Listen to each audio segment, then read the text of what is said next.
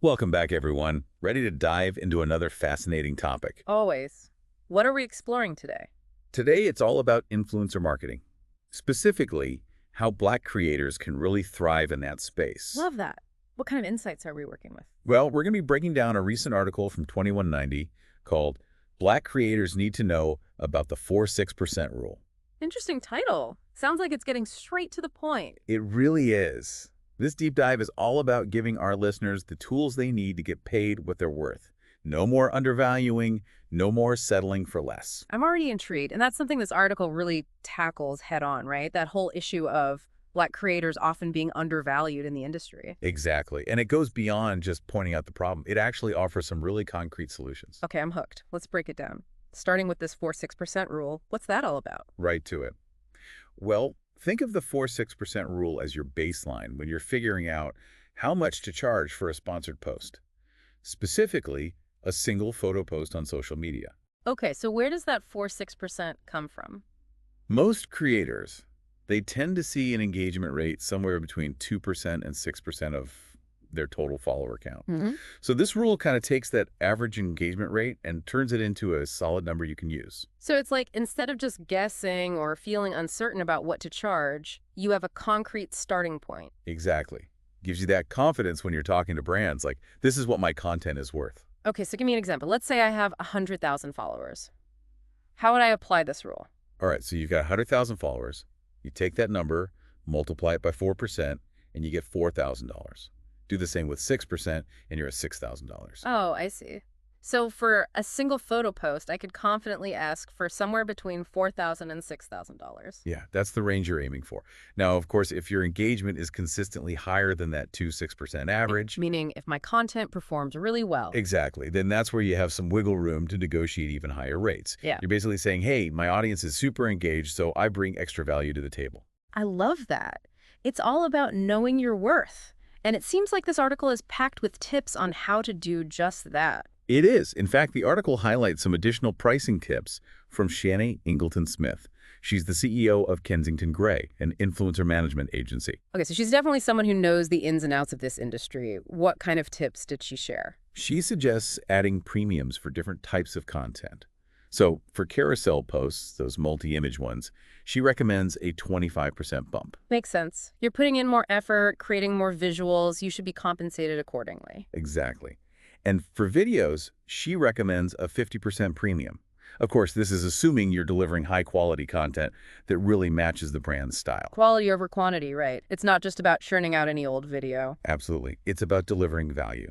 And when it comes to video content, she actually believes in having a minimum rate. Interesting. So no matter your follower count, there's a baseline. Right. She suggests at least $3,500 for Instagram and TikTok videos.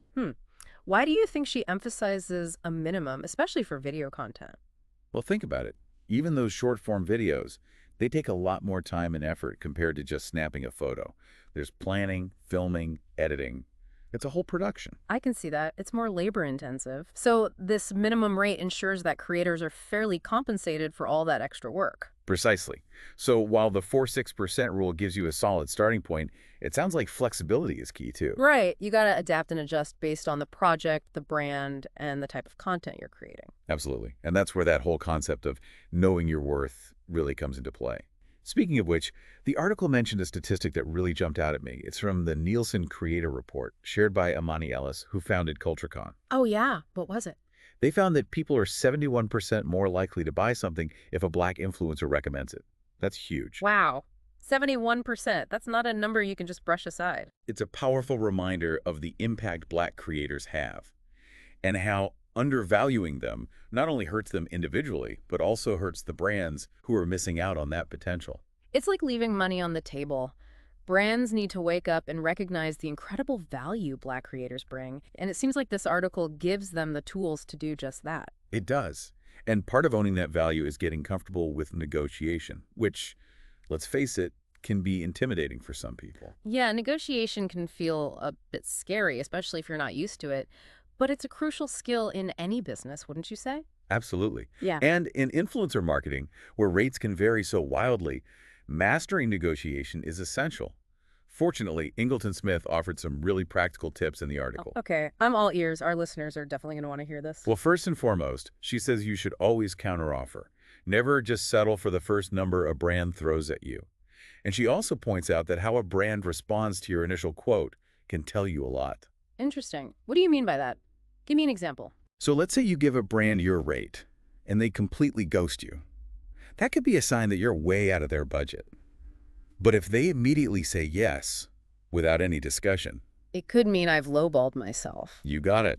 It's all about finding that sweet spot, right? Not too high, not too low.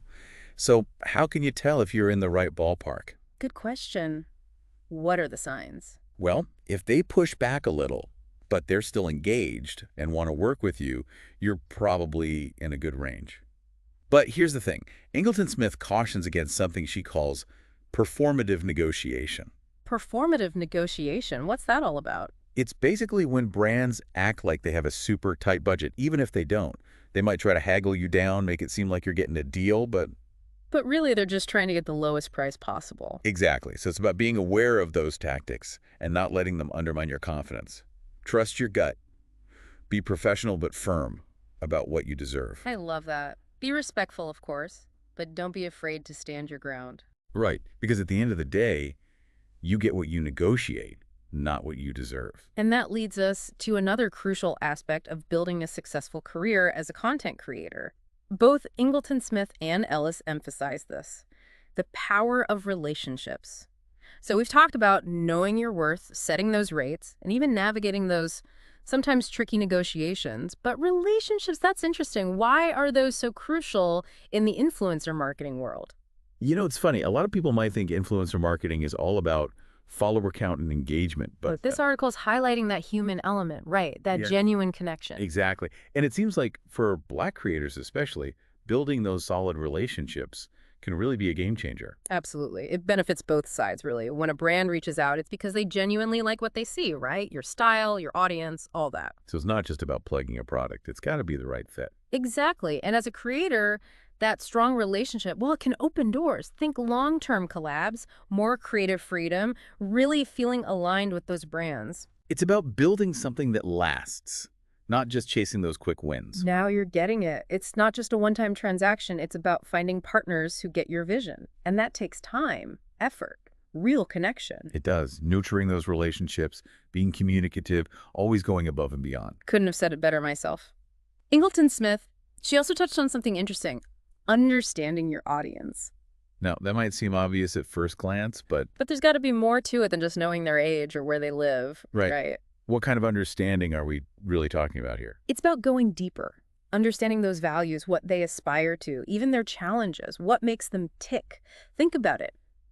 Brands, they want to reach specific groups, right? Yeah. Connect with certain communities. Okay, so if you, the creator, really get what resonates with your audience, what motivates them. You become super valuable to those brands. Like you're holding the key to reaching them authentically. So it's almost like you're a cultural translator, bridging that gap between the brand and your community. Precisely.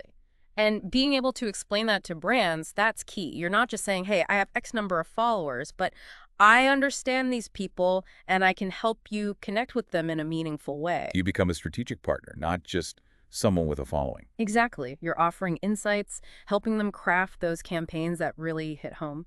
So it all comes full circle, right? From setting your rates to negotiating those deals to understanding those audiences and building those long-lasting relationships. it all adds up to a more fulfilling and honestly a more profitable career. This has been so eye-opening. We've covered a lot of ground, from that practical 4-6% rule to the importance of negotiation To the power of building those authentic relationships and really getting your audience. and it all comes back to that central message. Knowing your worth as a Black creator. And using your strengths to your advantage. It reminds me of that statistic we talked about earlier, the one from the Nielsen report. Ah, yes. That people are 71% more likely to buy something if it's recommended by a Black influencer. That's the one. I mean, that really speaks volumes, doesn't it? It really does. It underscores the influence, the trust Black creators have built within their communities. And for brands, it's a clear signal. Partnering with Black creators isn't just the right thing to do, it's a smart business move. It makes perfect sense. They're tapping into a powerful force in the market. So as we start to wrap things up here, what's the one thing you really want our listener to take away from this deep dive? Well, for me, it's about empowerment. I want every Black creator listening to feel empowered to approach their work strategically and confidently, to set those boundaries, negotiate those deals like a pro, and build relationships that are mutually beneficial. I love that.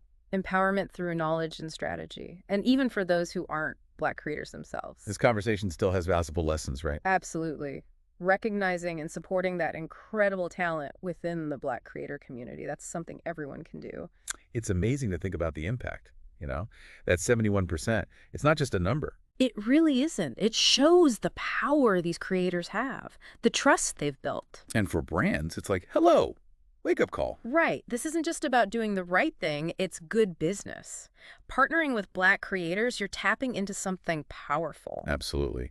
So as we wrap up here, what's that one thing you hope sticks with our listeners? What's the takeaway? I want them to walk away feeling empowered, Yeah. especially those Black creators tuning in, knowing they can thrive in this space. That's what it's all about. But it takes more than just creating great content, right? Right. It's understanding the business side, setting those rates, knowing what to ask for, building those relationships that are actually beneficial. It's about that mindset shift, believing in yourself, your worth. Exactly. And for anyone listening, even if you're not a creator yourself, there are ways to support amplifying those voices, Mhm. being intentional about who you follow, what brands you support. Every little bit helps. Creating a more equitable industry, that benefits everyone. And speaking of resources, if anyone wants to dig deeper into this, That 2190 article is a must read. it is. So much great info in there. From Shania Ingleton-Smith and Amani Ellis, really valuable stuff. It's been a pleasure unpacking all this with you. Hopefully our listeners are feeling inspired, ready to take action. That's what we like to hear. So until next time, everyone, keep learning, keep growing, and keep diving deep.